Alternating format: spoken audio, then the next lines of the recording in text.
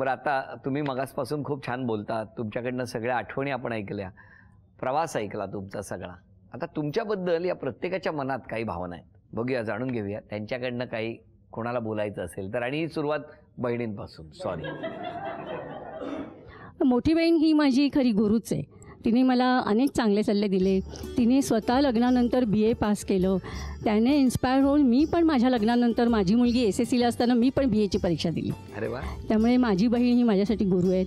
भावजी आमचे तर खूपच म्हणजे मनमिळावू आणि हेल्पफुल आहेत.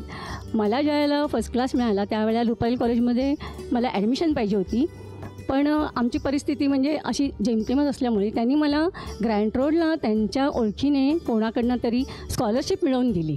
आणि हे म्हणजे मला खूप वाटलं त्यावेळेला. त्यामुळे कॉलेजमध्ये मला ॲडमिशन पण घेता आलं. असं त्यांचं लग्न झालेलं होतं. हो, तेव्हा लग्न झालेलं होतं. आणि खूप म्हणजे हेल्पफुल समाजकार्य करते असे आमचे भावजी मनमिळावू. लक्ष्मीनारायणचा जोडा आहे.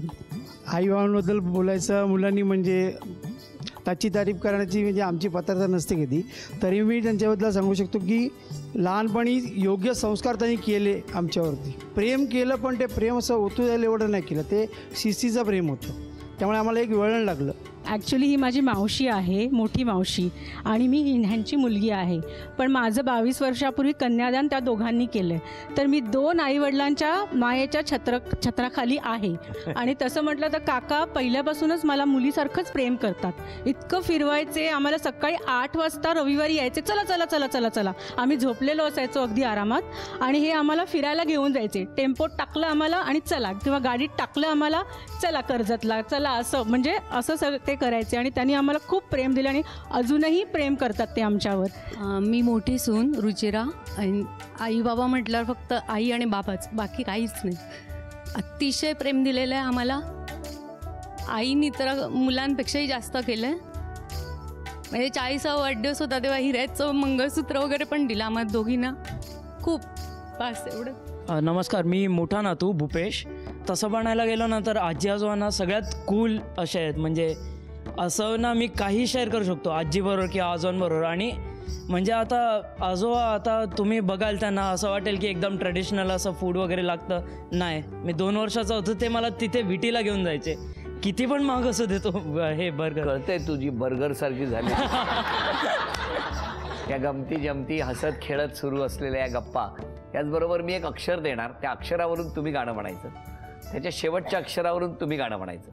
मला बघायचं आहे दोन्ही गाणी बरोबर झाली अचूक तर 2 बक्षिसं मिळणार. पहिलं अक्षर आहे तुमच्यासाठी. गाव कुठलं म्हणालात तुमचं? कणकवली. ल. लाजली सीता स्वयंवराला, पाहुनी रघुनंदन सावळा, पाहुनी रघुनंदन सावळा. ल. लटपट लटपट तुझं चाल नका मोठ्या म्हणल्यात, मोड नका मंजुळ म्हणलेत, नारी ग नारी ग नारी ग नारी ग. अभिनंदन अभिनंदन. झी मराठीकडून ही भेटवस्तू तुमच्यासाठी. आणि आजोबा ही आजींना द्या तुम्ही. सगळ्यांची ओळख झाली हो की नाही. आता तुमच्याविषयी कुठलं बालपण? बालपण म्हटलं तर माझ्या वडिलांची सारखी बदली व्हायची. काय करायचे बाबा? PWD मध्ये नोकरीला होते ते. तर पूर्वीच्या काळी असं काही ठराविक 3 वर्षांनंतर बदली वगैरे असं काही नव्हतं. तर कधी वर्षांनी बदली व्हायची, कधी 1.5 वर्षांनी बदली व्हायची. त्यामुळे आमचं सतत फिरतं होतं बालपण. नमस्कार. नमस्कार. तुमचं बालपण कुठलं? माझं संपूर्ण बालपण गिरगावात गेलेलं आहे. अरे वा. मुंबई गिरगाव, अगदी सेंटर, हार्ट ऑफ गिरगाव. बरं, मला तुम्हाला विचारायचं आहे तुमचं बालपण कसं गेलं? बालपण सर्वसामान्यपणे चांगलं गेलं. म्हणजे असं. मग मुंबईत कशा आलात तुम्ही? मुंबईत औरंगाबादला मी SSC झाल्यानंतर देवगिरी कॉलेजमध्ये मी शिकले. तर तिथे आम्हाला डॉक्टर पेठे म्हणून गणित शिकवायला होते. डॉक्टर कस्तुरे पण होते आणि प्राचार्य डॉक्टर चिखलीकर म्हणून होते. तर त्याच्यापैकी पेठे सर जे आहेत ते ह्यांच्या सख्या चुलत बहिणीचे मिस्टर. बरं, हळूहळू जवळ येत आहेत. त्यांनी मला 4 वर्ष शिकवलं, म्हणजे पूर्ण म्हणजे ग्रॅज्युएशन पूर्ण होईपर्यंत. आणि त्यांनी मला पाहिलेली होती, तर त्यांनी यांना इकडे सजेस्ट केलं होतं. काय सांगितलं हो तुम्हाला आजोबा? त्याच वेळेला जसं आहे की मध्ये एक जरा हे करतो, BScला त्या पेठे सरांनी शिकवल्यामुळे म्हणा आणि त्यांचा अभ्यासही असेल, BScला मराठवाडा युनिव्हर्सिटीतून गणित घेऊन या पहिल्या आलेल्या आहेत. ते छान. बरं, मग मला सांगा, आता हे झालं गणित. हो. आयुष्याच्या गणिता सोडवायला सुरुवात कशी झाली? आयुष्याच्या गणिताला सोडवायला सुरुवात म्हणजे अशी झाली की मी SSCला पहिला येऊन सुद्धा शाळेतून मी आठवडाभर कुठच्याही कॉलेजला ॲडमिशन घेऊ शकलो नाही. कारण त्यावेळेला मॉर्निंग कॉलेज करणंच भाग होतं. याचं कारण असं की माझे वडील त्यावेळेला 68 वर्षांचे झालेले होते. म्हणजे ते वाट बघत असले पाहिजेत की याला नोकरी कधी लागते. कारण माझा मोठा भाऊ त्यावेळेला वेगळा झालेला होता आणि आम्ही घरामध्ये वडील, आई, मी आणि धाकटा भाऊ अशी 4 जण होतो आणि वडिलांचं वय 68. अशी सुरुवात झाली. एक आठवडाभर मी घेऊ शकलो नाही. याचं कारण असं की KC कॉलेजला गेलो होतो. नोकरी करणंच भाग होतं मला, कारण वडील 68 वर्षांचे होते.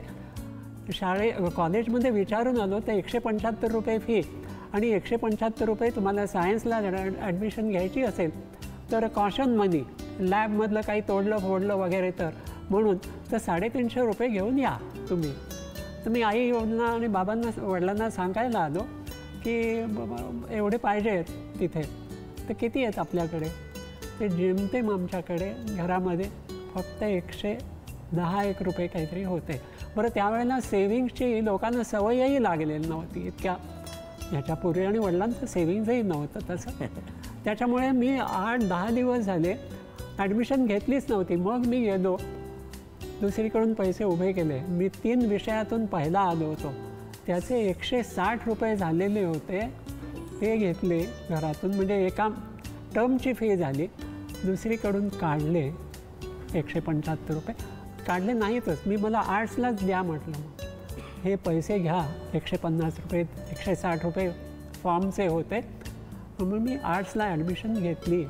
त्याच्यामुळे मी सायन्सला जाऊच शकलो नाही, कारण नोकरी करायची होती आणि आर्ट्सच घेणं भाग होतं. नोकरी कुठे केली पहिली? पहिला निकाल बँकेतला आला. मग एकमेकांना बघितलं कधी तुम्ही? जुलै 1967 मध्ये आम्ही एकमेकांना बघितलं. कुठे? माझे वडील मुंबईला घेऊन आले होते मला दाखवायला. तुम्हाला? यांना दाखवायला? हो. मग यांना कुठे दाखवलं? गिरगावात. तुम्ही बघितलं ह्यांना गिरगाव? आठवतोय तो दिवस? दिवस असा नाही, महिना आठवतोय. महिना, दिवस नाही आठवत. साधारणतः महिना कुठला होता? जुलै. मग तिकडे यांच्या घरी गेला होता? घरी नाही, मग दुसरीकडे. कुठे गेले होते आजोबा? आंग्रेवाडीत गेलो होतो. पण होकार लगेच झाला आजी? हा, थोडे दिवसांनी आला. म्हणजे होकार पत्रांनीच, त्यावेळेला फोन बिन काही नव्हतेच. मग त्याच्यानंतर लग्न कधी झालं? लग्न म्हणजे ठरलं सप्टेंबरमध्ये. जुलैमध्ये बघितलं, सप्टेंबरमध्ये ठरलं आणि नंतर 25 ऑक्टोबर 1967. अरे वा, लगेच झालं. म्हणजे 1 महिनाभरच. मग लग्न कुठे झालं? औरंगाबाद.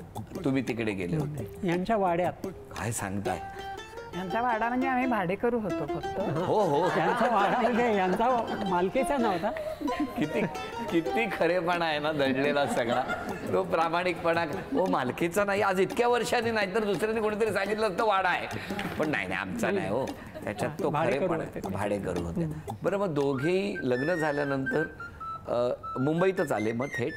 हो, लग्न औरंगाबादला झालं आणि आम्ही आज झालं आणि दुसऱ्या दिवशी सकाळी म्हणजे 26 ऑक्टोबरला 1967ला मुंबईला परत आलो. वा वा. कसे आलात? बस. तेव्हा तरी बोललात एकमेकांशी?